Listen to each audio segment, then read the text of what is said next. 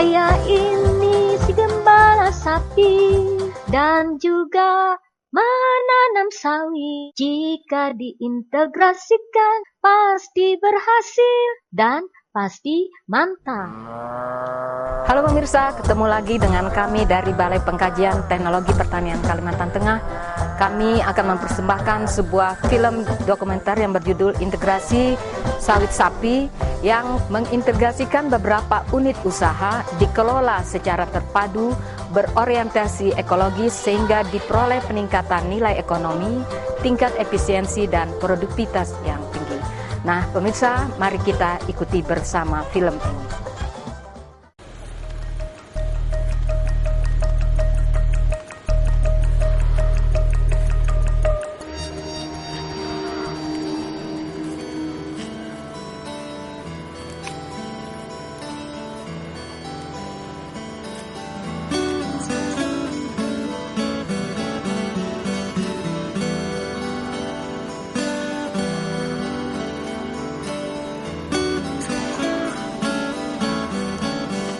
Semakin hari semakin sulit mencari rumput di lokasi ini.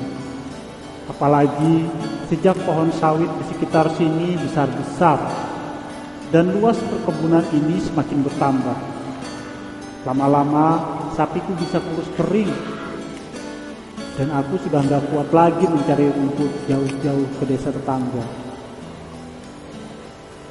Kasihan sapi-sapiku.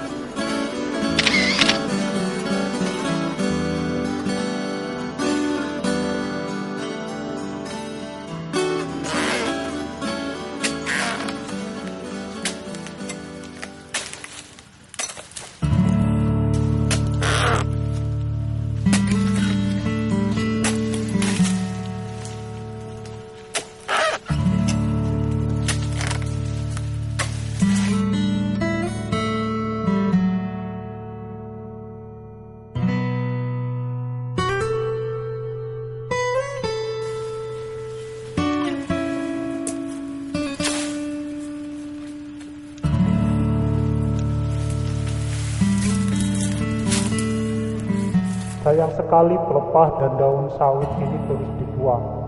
Apalagi kemarin, waktu saya ke pabrik, banyak sekali tumpukan lumpur sawit yang berserakan dan tidak termanfaatkan. Coba kalau limbah-limbah ini ada yang beli, kan lumayan, bisa nambah uang jajan saya.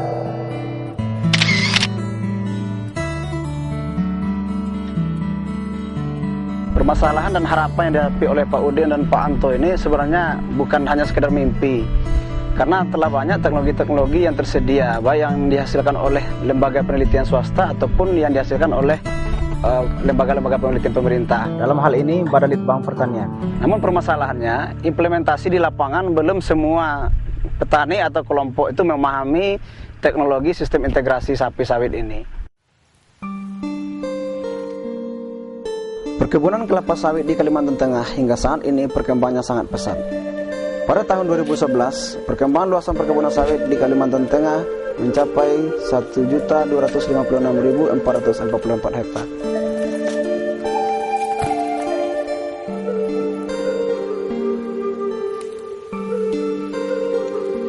Pesatnya perkembangan perkebunan sawit ini menyebabkan areal sumber pakan semakin terdesak, sehingga ketersediaan pakan sapi di alam semakin berkurang.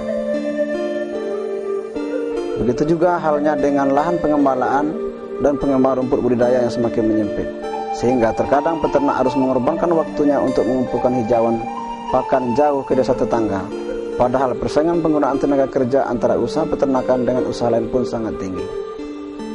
Di sisi lain, perkebunan dan industri kelapa sawit merupakan lumbung pakan bagi ternak sapi, karena hampir semua limbah perkebunan dan pabrik pengolahan sawit bisa dimanfaatkan untuk pakan sapi. Begitu juga dengan tanaman kelapa sawit yang sangat membutuhkan pupuk organik yang bisa diperoleh dari limbah peternakan sapi. Untuk itu diperlukan suatu sistem yang bisa menjamin pengembangan perkebunan kelapa sawit dan sapi potong bisa berkembang secara sinergi dan saling menguntungkan, yang dikenal dengan sistem integrasi sawit sapi.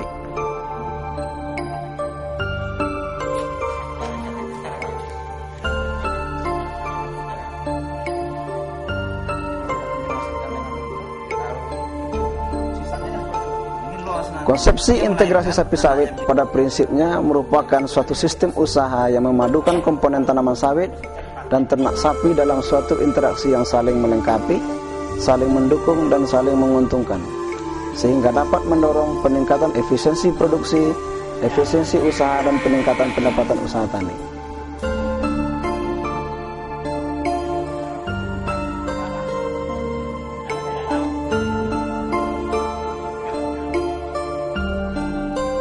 Ada beberapa keuntungan dari sistem integrasi ini, di antaranya diversifikasi penggunaan sumber daya, mengurangi risiko usaha, efisiensi penggunaan tenaga kerja, efisiensi penggunaan input, ramah lingkungan, meningkatkan produksi dan pendapatan rumah tangga, produktivitas ternak dan tanaman dapat dipertahankan bahkan ditingkatkan, dan kemudian juga tumbuhnya usaha pengolahan pakan berskala kecil serta perubahan sistem usaha tani tradisional menuju semi intensif atau intensif, sehingga peningkatan jumlah ternak dan jumlah tanaman akan meningkat. Komponen-komponen yang bisa diintegrasikan dalam sistem ini antara lain tersedianya hijauan pakan berupa rumput yang bisa dibudidayakan di antara tanaman sawit, leguminosa penutup tanah atau cover crop. Yang kedua, tersedianya pakan sumber serat sebagai pengganti rumput, baik berupa pelepah dan janjangan kosong maupun batang kelapa sawit. Yang ketiga, tersedianya pakan sumber konsentrat dari pabrik kelapa sawit berupa serat, kemudian solid atau lumpur sawit dan juga bungkil inti sawit. Teknik processing limbah sawit menjadi pakan sapi berkualitas diantaranya: satu, melalui proses pencacahan. Pelepah dan daun kelapa sawit merupakan produk samping dari kebun kelapa sawit yang potensial sebagai sumber pakan serat. Karena setiap satu pohon kelapa sawit dapat menghasilkan 22 pelepah atau setara dengan 8 kg bahan pakan per tahun.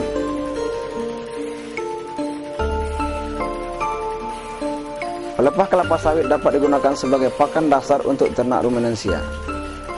Pemberian pelepah sebagai bahan dasar langsung dalam jangka panjang mampu menghasilkan kualitas karkas yang lebih baik. Kebutuhan pelepah untuk satu ekor sapi dapat dipenuhi dari 1,5 hektar kebun. Selain itu, pelepah juga dapat menggantikan rumput sampai 80%, dengan catatan perlu diberikan pakan tambahan berupa konsentrat. Pelepah dan janjang kosong sawit merupakan bahan berbentuk keras dan bervolume besar, sehingga susah untuk dikonsumsi secara langsung oleh sapi. Untuk itu perlu proses pencacahan dengan menggunakan alat berupa chopper. Alat pencacah biasa umumnya mempunyai jumlah pisau 4-8 buah yang biasa digunakan untuk mencacah bahan yang agak lunak seperti rumput gajah, jerami jagung, jerami padi, dan lain-lain. Untuk pencacah pelepah sawit diperlukan chopper khusus yang mempunyai jumlah pisau lebih dari 12 bahkan 40 buah.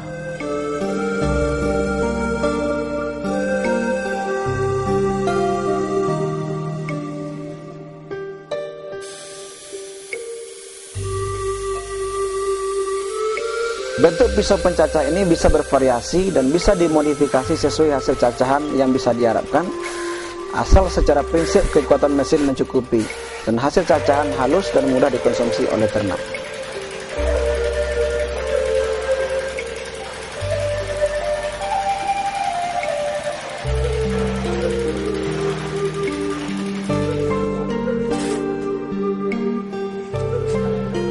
Solid sawit merupakan limbah berbentuk pasta atau lumpur yang mudah rusak, sehingga tidak bisa disimpan dalam waktu yang lama. Selain itu, konstruksi basah ini juga menyulitkan dalam proses pencampuran pakan. Untuk itu diperlukan proses pengeringan, baik dengan cara penjemuran langsung di bawah sinar matahari atau menggunakan alat penjemur khusus. Bungkil inti sawit terkadang mengandung sisa cangkang dan bongkahan yang berbentuk keras. Begitu juga dengan bahan pakan lain yang berstruktur kasar. Untuk itu perlu proses penggilingan menggunakan alat khusus yang disebut hammer mill. Bahan hasil gilingan yang berbentuk halus akan memudahkan dalam pencampuran, kesempurnaan ransum, dan mudah dikonsumsi oleh sapi.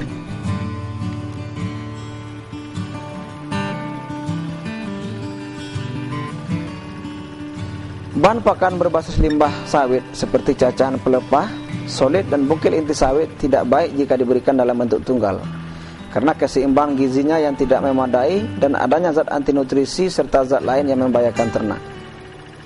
Untuk itu perlu proses pencampuran dengan bahan-bahan lain sehingga keseimbangan nutrisinya terpenuhi sesuai kebutuhan ternak sapi. Proses pencampuran ini harus diawali dengan penyusunan formulasi pakan yang memperhitungkan kebutuhan ternak sapi, target produksi dan kandungan gizi bahan itu sendiri, sehingga dihasilkan campuran pakan yang bergizi seimbang yang bisa memenuhi kebutuhan sapi sesuai status fisiologisnya. Formulasi ransum sangat bervariasi tergantung pada ketersediaan bahan di tempat, harga, dan target produksi yang diinginkan. Namun sebagai bahan pertimbangan, standar penggunaan hasil samping kelapa sawit dapat digunakan beberapa alternatif. Di antaranya, bungkil inti sawit sekitar 40%, pelepah dan daun 30%, lumpur sawit sekitar 20%, dan tepung umbut sawit juga 30%. Beberapa alternatif formulasi pakan yang sudah diuji coba dan dilakukan penelitian diantaranya oleh Balitna, PPKS Medan, dan juga Lulit Sapo mampu meningkatkan pertambahan bobot badan harian sapi sekitar 0,5 sampai 1 kg per ekor per hari.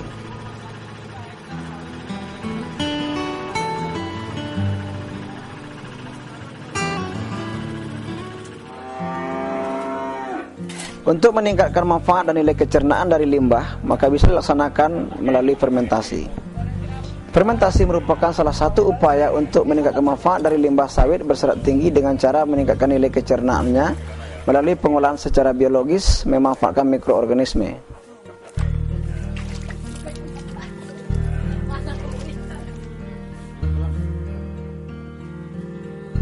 Melalui proses fermentasi akan terjadi perombakan bahan pakan ternak dari struktur keras secara fisik, kimia, dan biologi, dari struktur yang kompleks menjadi sederhana.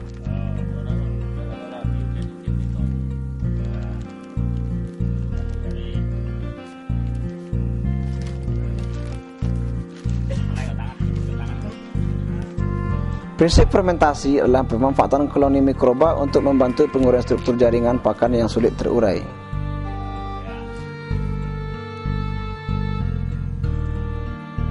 Proses fermentasi tergantung pada mikroba yang digunakan, apakah dia aerob atau semi aerob dan anaerob, seperti probion, starbio, bioplast, aspergillus niger, dan mikroba lainnya. Fermentasi ini bisa dilakukan terhadap semua bahan limbah sawit, baik itu pelepah, janjang kosong, solid maupun bengkel inti sawit. Dan fermentasi juga bisa dilakukan terhadap pakan konsentrat yang sudah jadi.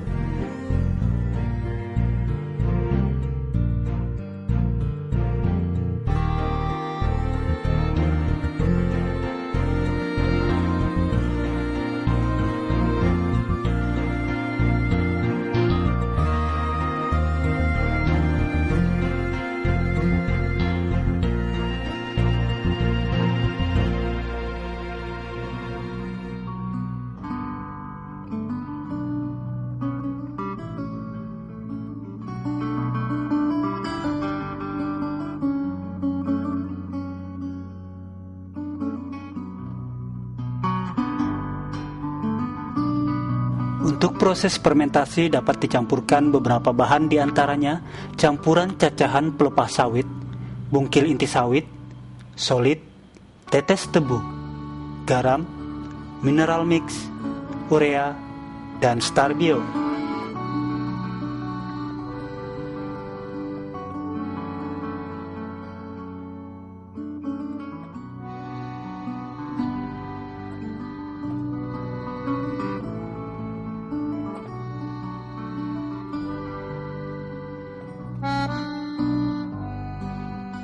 Campuran bahan tersebut kemudian ditutup rapat sehingga proses fermentasi dapat berjalan sempurna.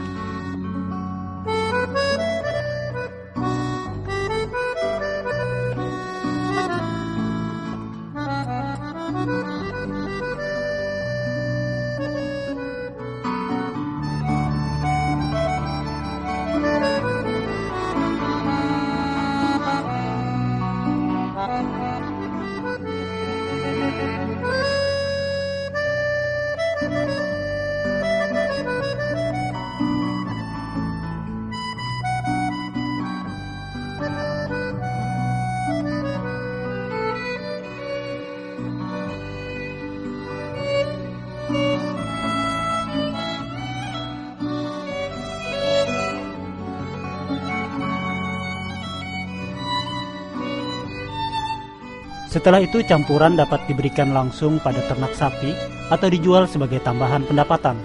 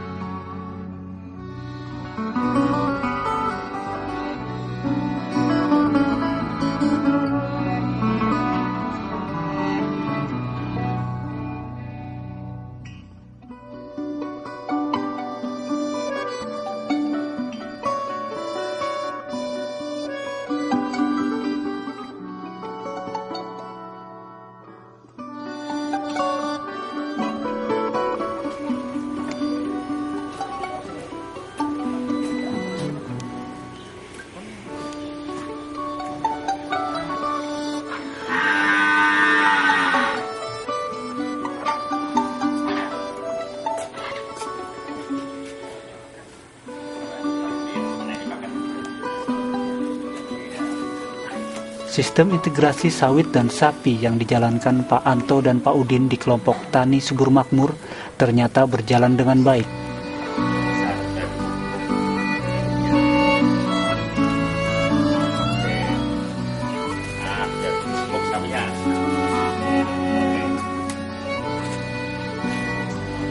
Sapi-sapi Pak Udin kini makan dengan lahap. Pak Udin pun tidak lagi kesulitan mencari rumput untuk sapi-sapinya. Bahkan nilai gizi pakan olahan yang terbuat dari limbah sawit ini terbukti lebih baik.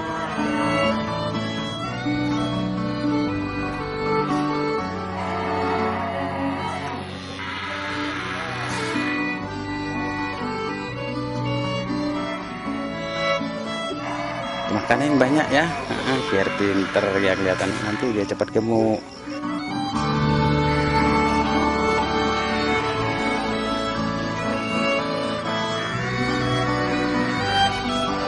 Pokoknya terus makan kayak gini ya. Nanti semuanya biar nanti pada orang-orang pada pengen kesini semua. Terus nanti biar sapinya juga bisa nambah nantinya. Kalau bisa nambah nanti ya kan enak nanti. Ya pinter ya, teruskan seperti itu ya. Ya, wah tambah ganteng kamu kelihatannya ya.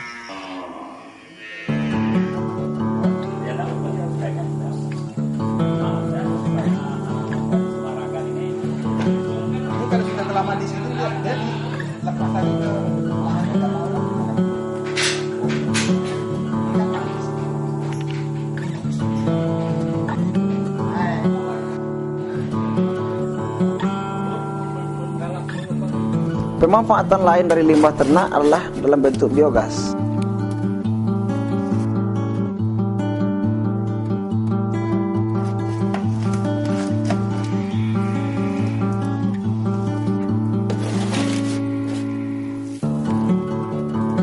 Instalasi biogas merupakan suatu bangunan yang berfungsi untuk penampungan sementara dari kotoran ternak sapi yang masih belum siap dipakai. Selain itu juga berfungsi untuk mematangkan kotoran ternak yang akan digunakan untuk pupuk tanaman, untuk mematikan atau memotong siklus penyakit, mencegah penyebaran lalat, mengurangi bau kotoran ternak, membangkitkan sumber energi, dan sebagai penyedia bahan pakan ternak.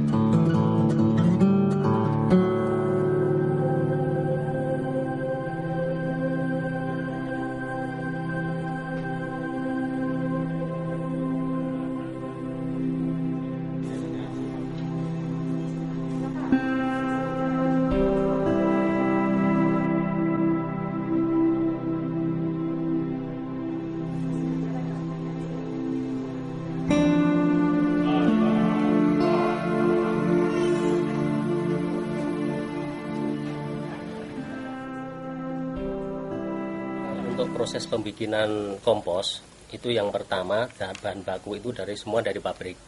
Nah itu antara lain janjang kosong, solid, dan juga ada tambahan itu kotoran sapi. Nah sistem pembikinan yang pertama itu adalah janjang kosong. Itu ditaruh dalam kotak, baru sekitar 25 cm, ditambah lagi ada itu yang namanya solid. Dan juga langsung ke janjang kosong lagi, dan juga ada kotoran sapi. Nah itu selama 1 bulan Pak. Nah dalam waktu 1 bulan, tiap 7 hari kita balik. Tiap 7 hari kemudian kita balik. Nah itu seterusnya sampai 4 kali pembalikan dalam 1 bulan. Balikan kedua itu kita tambah kapur Pak. Nah untuk tambah kapur itu selanjutnya balikan yang ketiga dan yang keempat. Untuk selanjutnya proses penggilingan selama 1 bulan itu tadi langsung dibawa ke proses penggilingan, lantas untuk digiling siap untuk dipakai.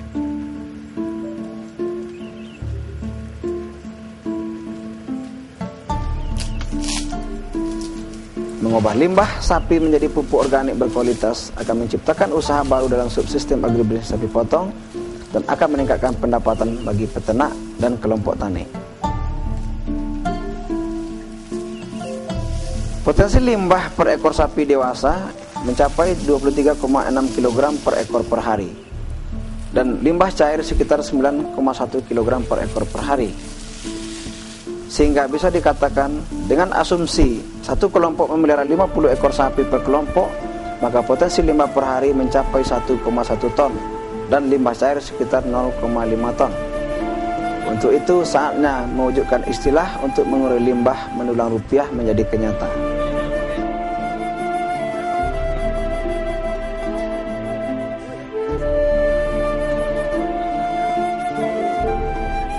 Kalimantan Tengah ini punya potensi besar untuk integrasi sapi sawit. Kita tahu bahwa di Provinsi Kalimantan Tengah punya perkebunan kelapa sawit itu sebesar kurang lebih 1,2 juta hektar, di mana 10% dari itu adalah kebun plasma.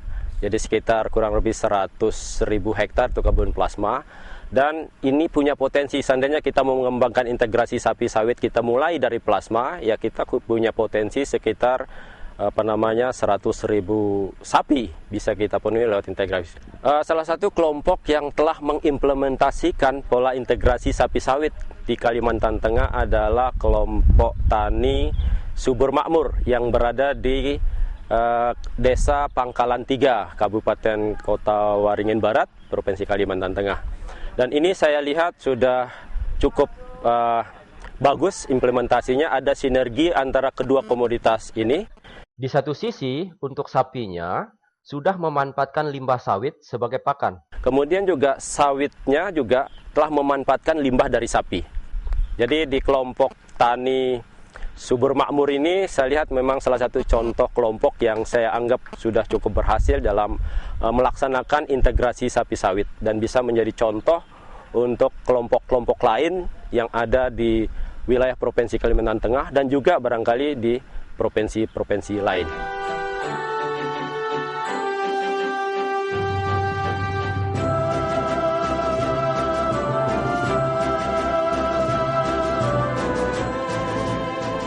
Wah, alhamdulillah Pak Anto, berkat kerjasama yang kemarin itu, alhamdulillah untuk sementara ini untuk kenaikan saya Pak Anto tuh, wah sapi saya. Coba nanti kapan-kapan Bapak lihat ke tempat saya, nanti sapinya pasti kelihatan gemuk-gemuk sekali itu Pak.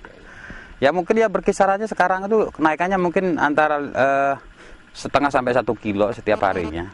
Ya Pak Udin, itu sekarang kelapa sawit saya, alhamdulillah sekali.